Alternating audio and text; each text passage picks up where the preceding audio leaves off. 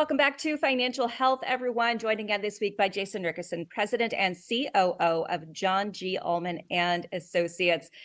Jason, today we are talking about all the different types of investment accounts that are out there. Looking at this list, there are some that I have never heard of. I do not know what they are. I know your IRA, your Roth IRA, your 401k, but that's not all, apparently. That is news to me. So we're here to learn about some of the different types and basically what they mean. Yeah, first, a disclaimer is this is going to be a very top level broad brush. And the hopes in coming episodes, Renata, is that we're going to dive a little deeper. But I think let's start today with just covering top level.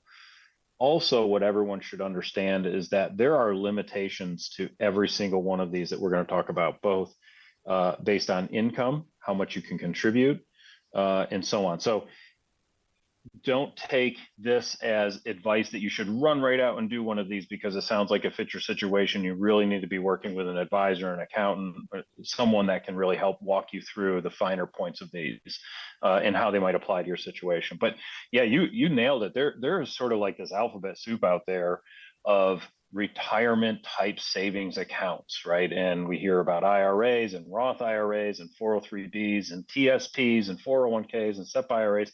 And I could keep going on, but we want listeners and viewers to actually stay awake. So we're going to try and jump into some of the details for retirement. Okay. And typically that comes with it an understanding of certain tax benefits. When we put money in, the earnings on that money that we're investing is usually tax deferred. And so that when we take that money out, we're going to pay tax on it. Now, we can put money in on a tax deducted basis or on an after-tax basis. And anything we put in there that we're able to deduct on our tax return, we're going to pay tax on that when we take it out. Anything that we don't deduct on our tax return, we don't have to pay tax. So let's stop there for a moment. Understand that the regular IRA is a tax deferred vehicle. When we put the word Roth before it, that changes the tax treatment.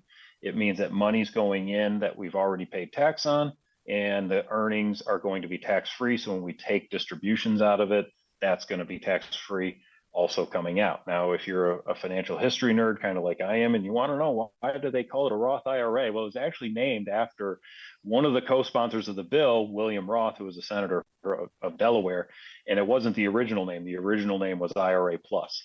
So a little side note there in case you wanted to know why these things are named the way they are. Now, to continue with that, why do we have 401ks and 403Bs? And why aren't they just called something more normal? Well, they actually are named after the part of the tax code that explains the rules around them.